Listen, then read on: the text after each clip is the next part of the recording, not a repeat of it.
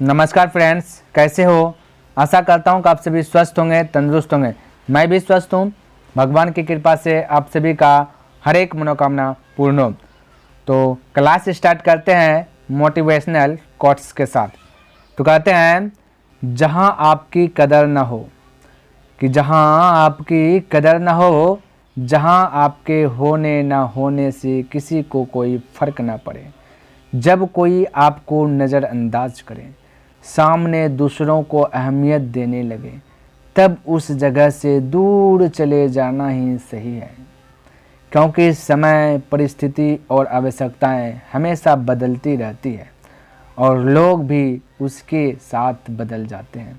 यही ज़िंदगी है, इसलिए अपने आप में मस्त रहें, खुश रहें। आपकी लाइफ किसी और की मोहताज नहीं है। तो मेरे प्यारे साथियों, आज के क्लास में सीखेंगे दो चर वाले रैखिक समीकरण। इस पर आधारित जितना भी ऑब्जेक्टिव है, क्या मेरे भाई, जितना भी ऑब्जेक्टिव है, मैक्सिमम जितना भी चैप्टर हम आपको बतलाएंगे 100 प्लस ऑब्जेक्टिव रहेगा। ध्यान में रखना, ताकि एग्जाम हॉल में आपका एक भी ऑब्जेक्टिव नहीं छूटेगा। ठीक है। तो यहाँ पे मेरे भाई पहला देखिए, हमने क्या क्या एक हेडिंग दिया, इसी चैप्टर में एक हेडिंग दिया कि मौलिक तत्व, यानी कि इसके पहले मौलिक जो तत्व होता है, जैसे हम लोग का मौलिक अधिकार जो होता है, रोड पे चल रहा है, यहाँ पे चल रहा है, वो सब अधिकार है ना, मौलिक अधिकार है ना। तो वो वाला में इसमें देखेंगे मौलिक तत्व पहले। ठीक है। तो देख लेते, इसमें कहता क्या, कहता एक चर वाले रैखिक समीकरण का हल होगा, यानी एक चर वाला रैखिक समीकरण है उसका हल होगा। तो यहाँ पे समझिए मेरे भाई, कोई भी एक चर का मतलब समझ रहे हैं। देखिए कि चर अचर पहले समझ लीजिए मेरे भाई। चर किसे कहते हैं? चर जब भी देगा वो एक्स आ जाए या वाई आ जाए, यानी कि कहें तो ए टू जेड, ए से लेकर के जेड तक में कुछ भी दिखे, चर दिखे। जैसे अक्स का तो 2 अक्स दिख जाए तो ये भी चर आ जाए, 5 अक्स दिख जाए तो ये भी चर आ जाए। तो एक वर्ड में बोले चर उसे कहते हैं जिसको चर लेते हैं। चर लेने का मतलब कि बदलता रहे मान, जिसका जैसे अभी 5 अक्स है, इसी को हम 6 अक्स भी बोल सकते हैं। 6 अक्स बोल सकते हैं कि नहीं? बिल्कुल बोल सकते हैं। और अचर किससे कहते हैं? जिसका मान नहीं बदलता है, जैसे कि गिनने वाली संख्या 1 2 3 4 5 से लेकर के इन्फिनिटी तक, अनंत तक जाते रहेगा। तो ये एक को कभी 2 बोल सकते हैं मेरे भाई, कभी नहीं बोल सकते। एक है तो एक ही है, 2 नहीं बोल सकते हैं इसको एक को। लेकिन अब 5 अक्स है तो 6 अक्स तो बोल दिए। तो इसलिए ध्यान में रखना। तो चर अचर वाला कॉन्सेप्ट आपका क्लियर हो गया। अब यहाँ समझिए कि एक चर वाले रैखिक समीकरण का हल कब होगा। ऑप्शन ए दिया गया अनेक हल, बी में दिया गया 2 हल, सी में दिया गया अद्वितीय हल, डी में दिया गया कोई हल नहीं होगा। क्लियर है। अब यहाँ पे इसका फंडा थोड़ा सा समझिए। तो एक चर वाला रैखिक समीकरण जब भी होगा वो संगत होगा। क्या होगा? संगत होगा। और जो संगत होता है वो प्रतिच्छेदी भी होता है। ये ध्यान में रखना, प्रतिच्छेदी भी होता है। ये नोट कर लीजिए मेरे भाई, प्रतिच्छेदी होता है। प्रतिच्छेदी जो होगा, जो प्रतिच्छेदी होगा उसको अद्वितीय हल भी कहते हैं। उसको अद्वितीय हल भी कहते हैं। तो ये बात ध्यान में, जो एक चर वाले रैखिक समीकरण होगा उसका हल संगत होगा, प्रतिच्छेदी होगा, अद्वितीय हल होगा।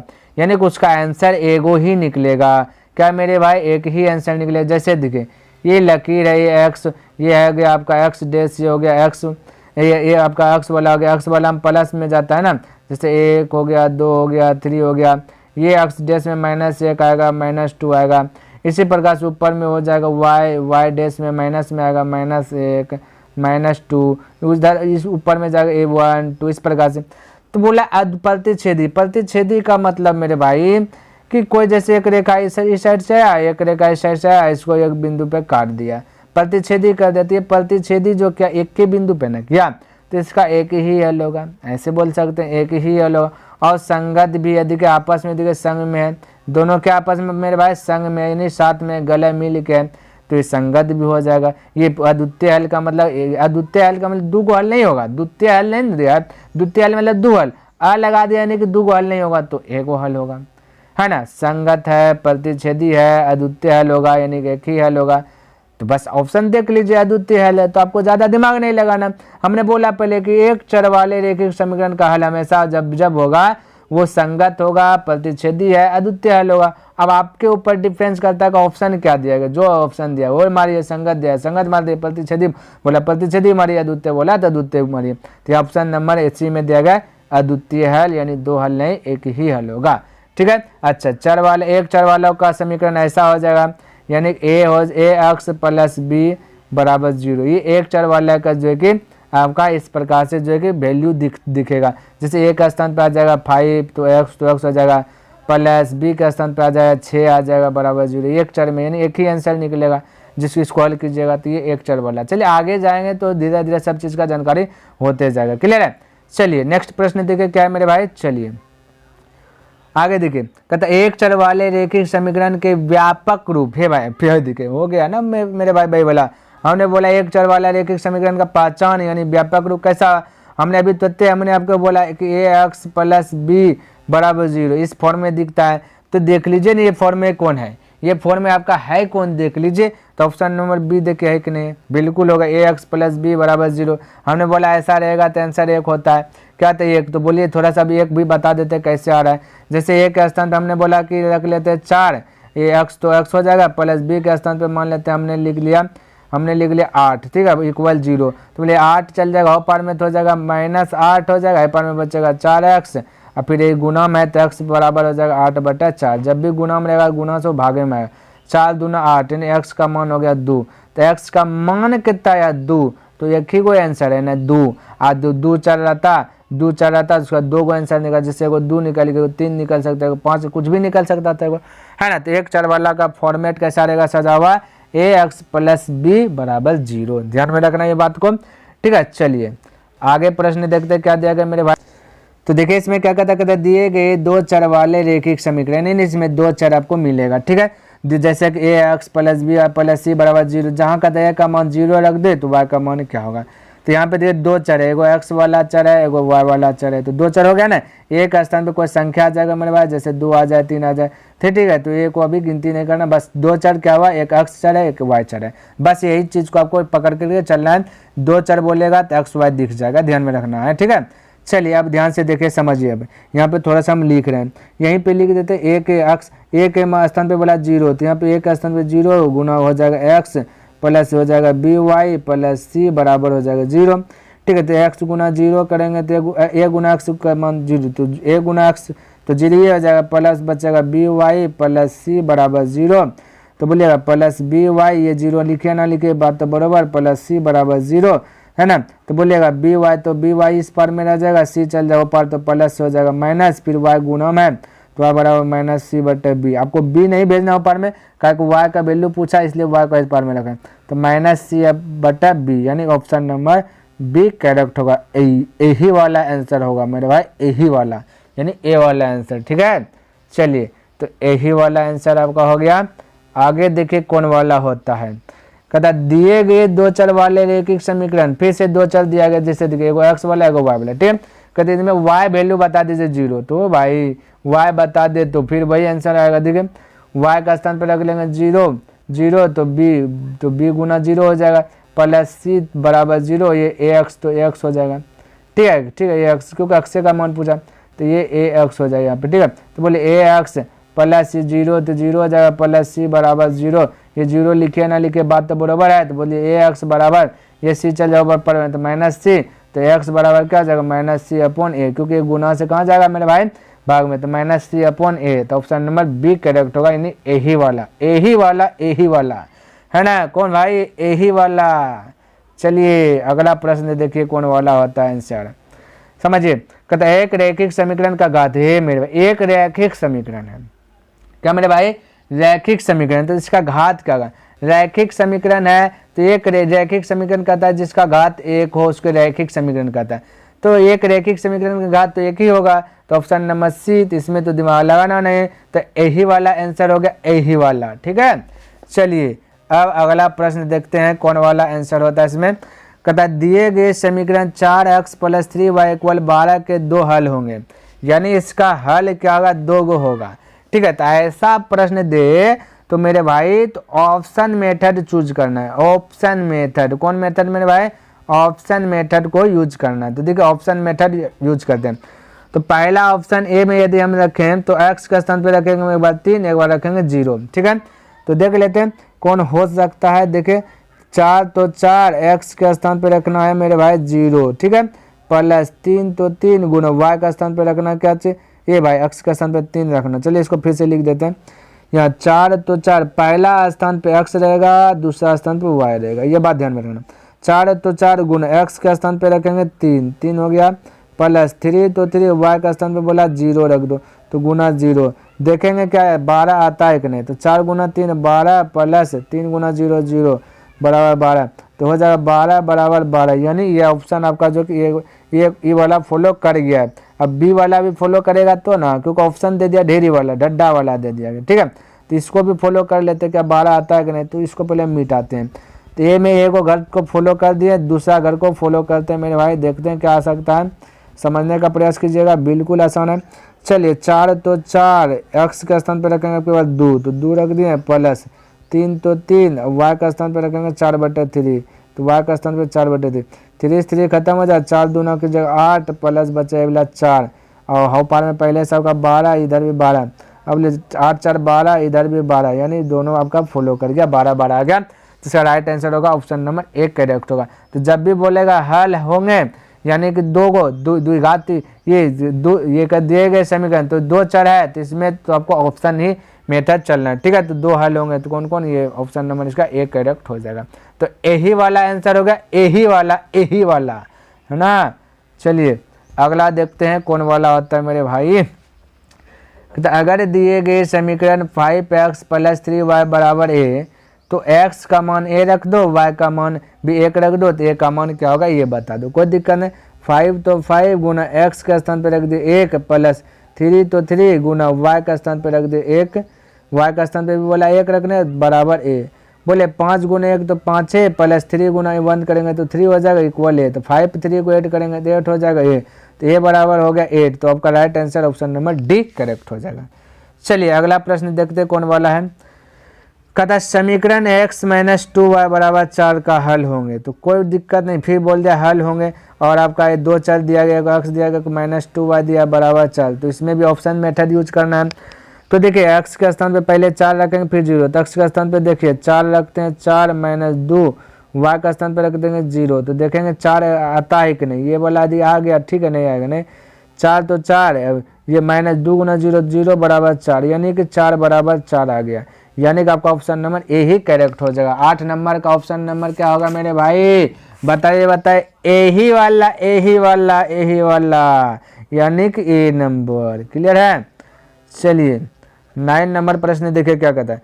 कहता है यदि x है भाई यहाँ पे बराबर होगा, ठीक है। कहता है यदि x बराबर 1, y बराबर भी 1, तो समीकरण ax - 2y बराबर 10, फिर से बोल दिया ये वाला, कोई दिक्कत नहीं। a तो a रख दिए, x के स्थान पे रख देंगे कितना मेरे भाई 1 रख देंगे, माइनस तो माइनस दे दिए, ये 2 तो 2 हो गया, गुना y के स्थान पे क्या देंगे 1 ही रख देंगे, इक्वल 10, ठीक है। 1 गुना 1 तो ये भी हो जाएगा, -2 गुना 2 2 हो जाएगा बराबर 10, या -2 जाएगा ऊपर में प्लस हो जाएगा, तो 10 + 2 बराबर 12, तो ए का वैल्यू क्या आ गया 12। ऑप्शन नंबर सी वाला आंसर करेक्ट होगा, यानी यही वाला है ना।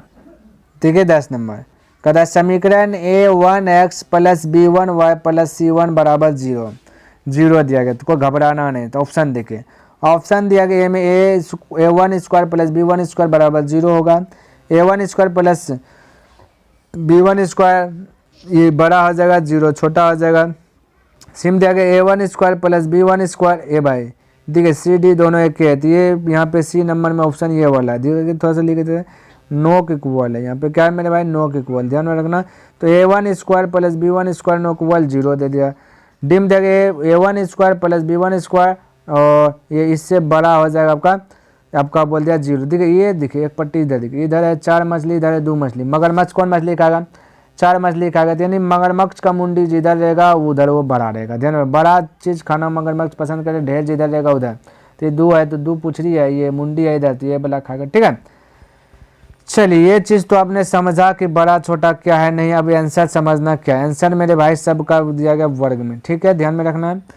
तो समझिए एक बात को, ये देखिए ये आपका a1 है ना, a खाली लिख देते, a plus B, X Y को छोड़ के प्लस सी बराबर बराबर 0। तो हम बोले a प्लस बी, ये सी चल जाएगा पट्टी से, हो जाएगा माइनस सी। स्क्वायर दिया गया तो सब दोनों साइड स्क्वायर करेंगे तो भी बैलेंस में रहेगा। क्या रहेगा मेरे भाई, दोनों साइड स्क्वायर करेंगे तो भी बैलेंस में रहेगा। अब इसका फार्मूला लगाइएगा, फिर ये हो जाएगा बराबर सी स्क्वायर, समझ जाएगा, ये हो जाएगा सी स्क्वायर, ये हो जाएगा A square plus B square plus plus 2ab, ये वाला प्रोसेस इस प्रकार से हो जाएगा, है ना। अच्छा समझिए, आंसर जब होगा मेरे भाई तो ए स्क्वायर सब देखिए, अच्छा थोड़ा सा और, ए स्क्वायर प्लस बी स्क्वायर, ये प्लस बी स्क्वायर, ये क्या है सी स्क्वायर है, ये प्लस 2ab का पट्टी हो जाए माइनस 2ab, समझने का प्रयास कीजिए। ए स्क्वायर प्लस बी स्क्वायर जो है कहता कि 0 आंसर आएगा, बराबर 0 ये आएगा। ऐसा कोई फिक्स थोड़े ना, 2 भी आ सकता है, 3 भी आ सकता है कि नहीं। ए स्क्वायर प्लस बी स्क्वायर का आंसर जो है जो भी आएगा तो 3 भी आ सकता है, 2 भी आ सकता है, आएगा कि नहीं आ सकता है, इससे बेसी भी आ सकता है, कम भी आ सकता है, लेकिन 0 नहीं आएगा। ये समझ लीजिए, ये बात आप समझ लीजिए, क्योंकि किसी पे स्क्वायर पावर करें तो 0 पर थोड़े ना पावर करेंगे, हम पागल थोड़े ना है कि 0 पे स्क्वायर करेंगे तब तो 0 ये हो जाएगा, तो ये कभी होगा ही नहीं, ठीक है। और 0 भी कभी आंसर आएगा नहीं, तो वे बोला 0 आएगा, तो ये तो कदा पे भी नहीं होगा, तो ये तो गलत ही हो गया, है ना, क्योंकि 0 तो होगा ही नहीं होगा। अब बी नंबर देखिए, ए स्क्वायर प्लस बी स्क्वायर, कहता कि यही बड़ा आ जाएगा, 0 छोटा हो जाएगा, कहता कि 0 छोटा हो जाएगा, कहता है कि 0 से बड़ा, मगरमच्छ इधर है, कहता है 0 से बड़ा हो जाएगा A square plus B square. ऐसा थोड़े ना है मेरे भाई, ऐसा समझिए बात को, ऐसा थोड़े ना है कि ए स्क्वायर प्लस बी स्क्वायर करेंगे तो बड़ा हो जाएगा 0 से बड़ा, ऐसा थोड़े ना। ये -1 भी तो आंसर आ सकता है, -1 भी तो आंसर आ सकता है, आएगा नहीं क्या, बिल्कुल आएगा, क्योंकि पेपर में देखिए माइनस है ना, -2ab, तो इसके कारण हो सकता है सी के स्थान पे कुछ 5 हो जाए, यहाँ पे ए बी कुछ और है तो माइनस में भी आंसर आ सकता है। सपोज डेट नहीं, सी का स्थान पे मान लेते हैं 5 होगा, 2 तो 2 होगा, -2 है, अब फिर ए और बी का भी वैल्यू कुछ ना कुछ होगा, तो माइनस में भी तो आंसर आ सकता है। तो इमेजिन करिए आ सकता है, बिल्कुल आ सकता है, तो ये तो कदा पे बी भी करेक्ट नहीं होगा, बी भी करेक्ट नहीं होगा, ठीक है। माइनस में भी आंसर आ सकता है, ये बोला कि ये यही बड़ा रहेगा, नहीं 0 बोला कि छोटा रहेगा, 0 क्या बोला छोटा रहेगा, ये 0 से भी छोटा आपका -1 है, तो -1 भी आ सकता है, ये गड़बड़ा गया, ये भी डाटा गड़बड़ा गया। अब डाटा देखिए सी में, कहता है a1 square plus b1 square, ये नॉट इक्वल टू 0, यानी कहा दिया गया है समझिए कि a1 square plus b1 square, है ना, नॉट इक्वल टू 0, ये सही होगा। a1 square plus b1 square बराबर 0 कभी एबे नहीं करेगा, क्योंकि 0 आएगा, हम पागल थोड़े ना है कि इसका स्क्वायर करके फॉर्मूला लगाएं, a का वैल्यू 0 होगा, b का वैल्यू 0 होगा, ऐसा थोड़े ना होगा, नहीं होगा, ठीक है। इसलिए ये वाला आपका right answer option number C correct हो जाएगा, ठीक है। चलिए उम्मीद करता हूँ कि आपको अच्छी प्रकार से लर्न हो गया होगा और समझ में भी आया होगा। चलिए अगला प्रश्न देखते हैं क्या दिया गया है, समझने का प्रयास कीजिएगा, बिल्कुल आसान है। कहता है कि a बराबर बी क्यू प्लस आर में यदि a का स्थान पे 37 रख दे, b का स्थान पे 4 रख दे और r के स्थान पे 1 रख दे तो q बराबर होगा, तो कोई दिक्कत नहीं, रख देते हैं। a का स्थान पे बोला 37, तो a का स्थान पे 37 रख दिए, बराबर b के स्थान पे बोला कहता 4, तो 4 रख दिए, गुना q ही पूछा तो q ही लिख दिए, प्लस r के स्थान पे बोला कहता रखने 1 रखने तो 1 रख दिए। बोले 37 तो 37 और एक प्लस है पट्टी आ जाएगा तो -1 हो जाएगा, बराबर हो जाएगा 4q, तो हो जाएगा 36 बराबर 4q, और गुना चल जाएगा भाग में पता है, तो 36/4 बराबर q, तो 4 से कट जाएगा 9 बार में, तो q बराबर क्या निकल गया 9 आंसर, ऑप्शन नंबर 1 करेक्ट हो जाएगा, ठीक है। चलिए अगला प्रश्न देख लेते हैं, फटाफट क्या दिया गया समझने का प्रयास कीजिएगा। कहता है अगर 2x प्लस 9 बराबर 0 तो x का मान, तो कोई दिक्कत नहीं, लिख लेते 2x प्लस 9 बराबर 0, तो हम बोले 2x बराबर प्लस 100 पट्टी जाएगा तो हो जाएगा -9, तो x बराबर गुना जाएगा तो -9/2, तो -9/2 ही आपका आंसर होगा, तो -9/2 ऑप्शन नंबर सी करेक्ट हो जाएगा, ठीक है। चलिए उसी प्रकार से फटाफट देख लेते हैं, अब क्वेश्चन है ना। अब देखिए कहता है कि 2x प्लस 3 बराबर 7 के हल में x और y के मान हो सकते हैं, तो फिर से इसको जांचेंगे हल में, ठीक है। तो 2 ऑप्शन नंबर ए को चूज कर लें, x का स्थान पे पहले रखेंगे 2, फिर y का स्थान पे 1, तो x के स्थान पे रखेंगे 2 प्लस 3 तो 3 हो गया, y का स्थान पे रख देंगे एक बार 1, ठीक है, क्योंकि पहला अक्ष रहेगा दूसरा बार y रहेगा। बराबर देखेंगे 7 आता है कि नहीं, 2 दूना 4 प्लस 3 गुना 1 3 बराबर 7, यहाँ भी 4 3 जोड़ेगा 7 बराबर 7, यानी ऑप्शन नंबर ए फॉलो करेगा, बाकी बात है दोनों तीनों रख दीजिएगा फॉलो नहीं करेगा, इसलिए right answer option number 1 correct हो जाएगा, ठीक है। चलिए अगला प्रश्न देखिए, अगला प्रश्न देखिए मेरे भाई, कहता है 3x + 2y बराबर 10, जहाँ x का स्थान पे 2 रख दो, y का मान निकाल दे, तो निकाल देते, देखिए 3 तो 3 गुना x के स्थान पे रख देंगे 2 प्लस 2 तो 2 y तो y बराबर 10, तो हो जाएगा 3 दूना 6, तो बचेगा 2y, 6 प्लस में था पट्टी जाएगा तो माइनस में हो जाएगा, तो पहले 10 है माइनस हो जाएगा 6, तो 2y बराबर हो जाएगा 4, 2 से गुना चल जाता भाग में, तो 2 से 2 बार में कट जाएगा, तो y बराबर 2 बोल सकते हैं, यानी ऑप्शन नंबर 1 करेक्ट हो जाएगा, ठीक है। चलिए अगला प्रश्न देख लेते हैं फटाफट क्या दिया गया, समझने का प्रयास कीजिए। कहता है 2 चरों में 2 रैखिक समीकरण एक रैखिक समीकरणों का क्या कहलाता है, यानी 2 चर है, जैसे हमने बोला था ना ax + by + c बराबर 0, ये 2 चर है, तो कहता है उसमें रैखिक समीकरण का क्या होगा, कहता है युग्म कहेंगे उसको या अयुग्म कहेंगे या ये भी दोनों कहेंगे, इनमें से कोई नहीं कहेंगे, थे भाई, तो उसको युग्म कहेंगे। 2 चरों वाला रैखिक समीकरणों का युग्म, क्या युग्म युग्म युग्म ध्यान में रखना, तो 15 का आंसर हो जाएगा यही वाला यही वाला यही वाला यही वाला, ठीक है, तो 15 का आंसर नंबर हो गया ए, क्या हो गया ए, तो 2 चर में 2 रैखिक समीकरण एक रैखिक समीकरण के युग्म कहलाता है। चलिए अगला प्रश्न देखिए, कहता है ax + by + c बराबर 0, तो 2 चर वाले रैखिक समीकरण का होगा, यानी 2 चर वाला रैखिक समीकरण क्या होगा, ऑप्शन देखिए, ऑप्शन छांटिए इसमें क्या कहता है, ठीक है, तो देखिए 2 चर है तो ax + by + c बराबर 0, तो कहता है a बराबर 0 हो जाएगा, b नो इक्वल टू 0 हो जाए, यानी कहता है a बराबर 0 हो जाए, b का मान 0 है भाई, जब a 0 ये देगा तो बोले a यदि 0 देगा तो 0 गुना x करेंगे तो 0, तो a 0 ये हो गया, तो ये ax 0 ये होगा, तो चर तो क्या न बचा, तो 2 चर कहाँ बचा, तो ये तो गड़बड़ा गया, यानी a करेक्ट नहीं होगा। बी में कहता है ए का मान भी 0 नहीं होगा, बी का मान 0 होगा, देखिए ए का मान यदि 0 नहीं देंगे तो x रह जाएगा, तो कलर चेंज कर लेते हैं, अब बी का मान प्लस बी का, ये बी के स्थान पे 0 लगा देंगे, बी के स्थान पे 0 लगा देंगे तो गुना y कर देंगे प्लस सी कर देंगे, तो एक्स बच गया, ये 0 ये हो जाएगा प्लस सी, तो 4 1 के गुण बचा, ये भी आपका गड़बड़े हो गया, ये भी डाटा बी नंबर भी गड़बड़, ए भी गड़बड़, बी भी गड़बड़, सी चेक करते हैं, कहते ये नहीं 0 होना चाहिए, बी भी नहीं 0 होना है, हाँ ये होगा, यानी ए एक्स 0 नहीं होगा, ए बी 0 नहीं होगा, सी 0 भी हो जाएगा, कोई दिक्कत नहीं, जैसे ए एक्स भी 0 नहीं होगा, बी वाई भी 0 नहीं होगा, सी 0 भी होगा तो कोई दिक्कत नहीं, तो 2 चल तो रही नहीं गया, इसलिए ऑप्शन नंबर आपका सी करेक्ट हो जाएगा, ठीक है।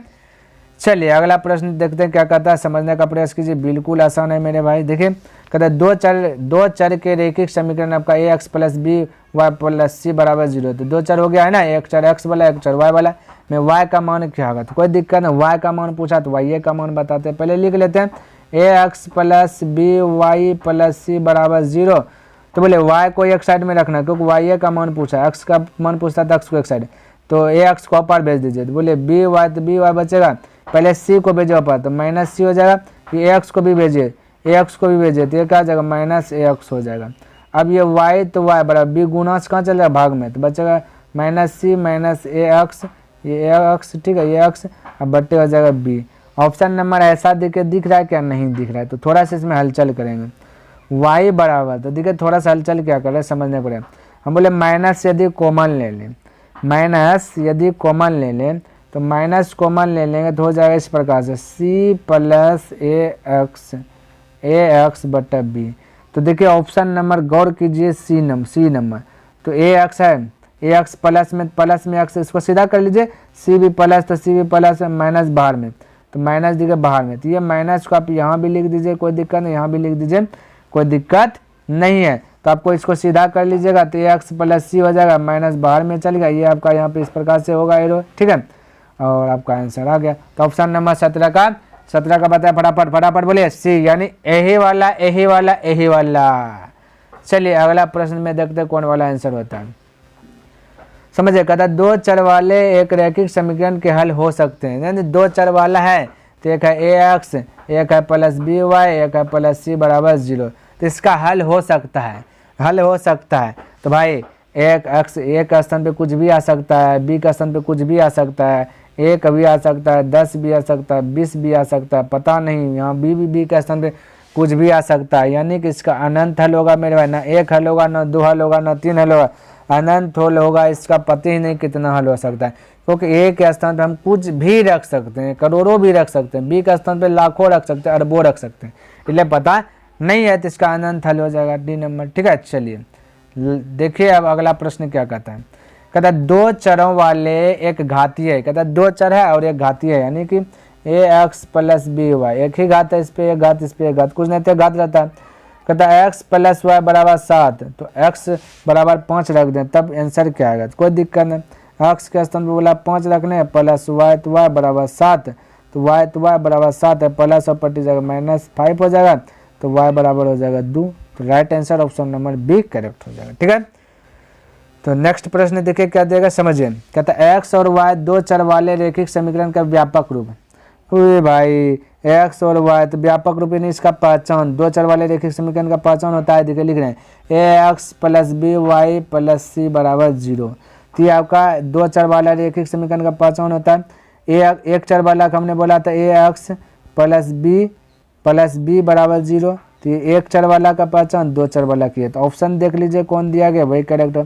तो X plus B Y plus C बराबर 0, यानी ऑप्शन नंबर ए ही आपका करेक्ट हो जाएगा। 20 नंबर का यही वाला क्लियर है। तो उम्मीद करता हूँ कि जितना भी प्रश्न हमने आपको बताया सभी प्रश्न अच्छे प्रकार से आपको लर्न हो गया होगा। यदि इनमें से कुछ भी सीखने के लिए मिला तो मेरे भाई बस कुछ नहीं आपसे मांगना, बस एक लाइक कर दीजिए, और यदि चैनल पे पहली बार जुड़े हैं तो इस चैनल को सब्सक्राइब भी कर दीजिए, और हो सके तो अपने दोस्तों के साथ शेयर भी कर दें। तो नेक्स्ट दिन मिलेंगे इनसे आगे लेकर के, तब तक के लिए धन्यवाद। जय हिंद, जय भारत।